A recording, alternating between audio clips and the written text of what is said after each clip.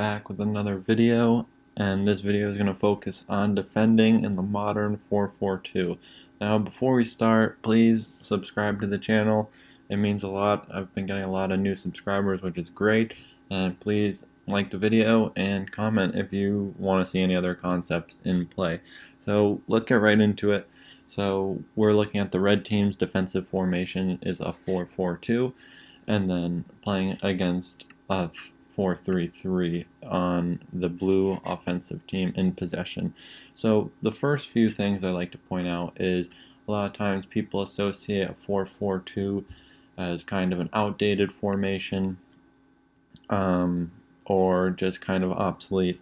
And a lot of this comes from the perception that the 4-4-2 defensively doesn't have the presence in the half spaces or the central area of the field that maybe a 4-3-3 would, or a 4-5-1 when defending. But formations are just a starting position, and really the concepts that you implement really come from the movement and how the players interact with the formation. So just to start off, pretty much the 4-4-2 is pretty good at controlling the central corridor.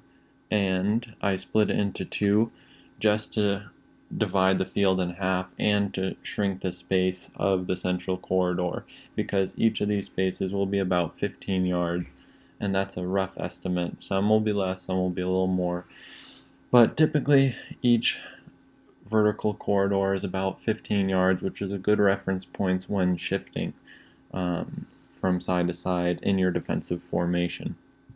So as we see here, a good rule of thumb, if the ball is more centrally, closer to the central corridors, this is a good time to be more space oriented. And I'm just going to highlight here how the 4-4-2 controls the central corridors. And this could be used for a pressing trap in the center, or just conceding the width in the wide areas for the blue team and bait them to try and progress around your block rather than through it. So just here, I'm just going to highlight the space the blue team controls in relation to our 4-4-2 defensive shape. So pretty much their routes of progression will pretty much try to go around the defensive block, as we have a heavy presence in the central corridors. So we have 3 players on either side and 2 players in each of the half space. So this gives us good spatial control. And another thing to keep in mind is when playing the 4-4-2 is the height of your wingers. And it's important to stagger your team because it gives you more access on different planes of your defensive setup. So what I mean by this is, if we were flat, space would be conceded here, and the only space we can control is really in a vertical line, but it would expose the space in front of the midfield, especially if we just played a flat midfield 4. There would be much more space and create imbalances. But with the winger slightly higher, or outside midfielder slightly higher, this creates a better spatial occupation, because now this player has access to these areas and puts him in closer proximity to the wide fullback.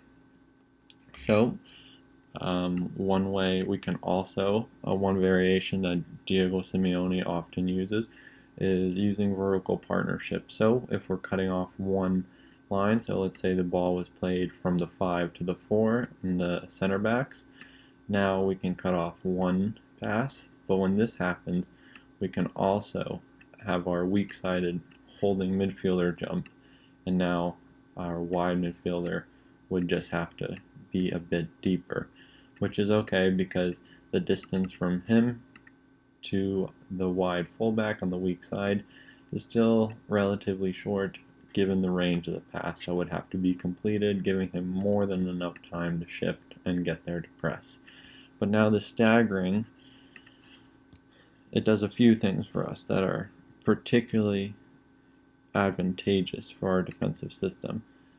The first is it staggers our midfielders, and this allows our team to control the space between the lines much better, because now we can shift over and get to the spaces between the lines, and here is the same. So we're using cover shadows to block this space, and now these deeper midfielders have access to then just move horizontally to then press. But then also the second thing that ends up occurring is the diagonal compactness of the team. So what this does, I'll even connect a player here.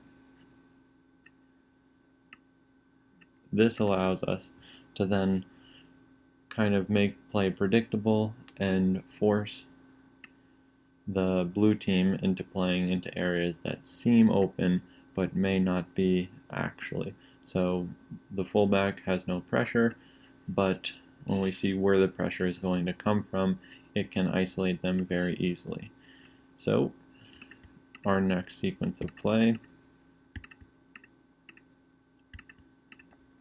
is let's play it to the fullback. So now the basic shifting principle would be one player on the ball. He can use his cover shadow to block the 8, and now the 6 will come in and support him in behind, and always staggering, so he's a bit deeper and a bit more inside. And depending how man-oriented you want to be, or the positioning of the players, he can be on the ball side or he can be on the goal side. And I'd say goal side for this situation is more than okay, because this near side 8 will be facing the sideline, so if the ball does make its way to him, he has very limited options facing the wide area with his field of view. So more than okay with this positioning, and we're just going to keep in mind the distances between the players, just adjusting them slightly. And then now this is where the staggering changes. Our 8 drops to control the central area where their 10 would be, and then we have to shift our defenders as well. So here we are. And then it all depends on where the 9s go in the movement of the offensive team to try and break this pressure. But then on the weak side, our weak side outside midfielder, he can be slightly higher and not deeper, and so this makes him give better access to the weak side fullback or control the weak side attacking midfielder, and just gives it a better spatial positioning, because if he was deeper, this would open up a lot of space in front of the block to then be exploited. But if he's higher, not only does he cover this space, but this area between the lines here will be quite hard to break from the wide position of the ball.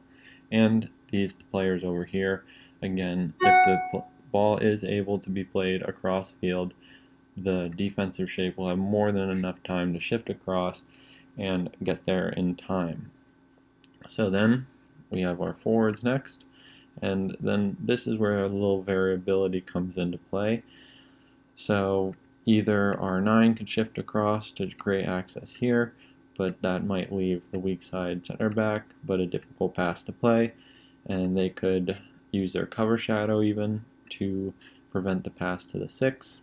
But that's a more coaching preference, like where you want to be solid, where you want to make play go for the offensive team. But we can even just split them and have them share the responsibility. But to be safe, let's just have our 9 split the difference between the 2 center backs. So if the ball is played here, they can press while blocking off the holding midfielder with man orientation. So with that being said, we now have our positioning.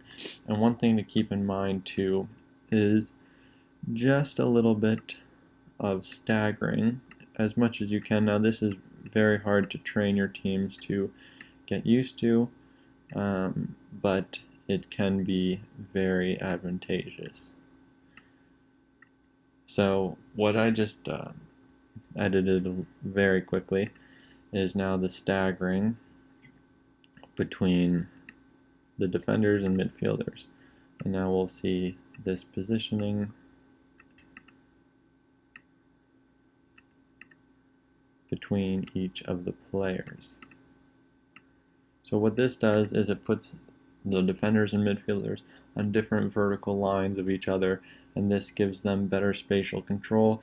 It maximizes the use of cover shadows in the midfield, and it allows the defenders, if the situation presents itself, they are able to jump into the spaces that the cover shadow is not blocked. So if the space that the cover shadow isn't, the defenders can be there to jump if the situation allows it. But it allows maximum use of the cover shadow as well to prevent playing through the gaps of the defenders and breaking the whole defensive system. So that's I just wanted to make a quick video on shifting principles, and opening the idea of a 4-4-2 can be a very useful tool when controlling the central corridors, and there will definitely be more videos if everybody wants it on the 4-4-2 in a defensive system, and then maybe we can even go 4-4-2 and how that can be used in a modern attacking way. So if you don't mind, like and subscribe to the video, and I'll see you for the next one.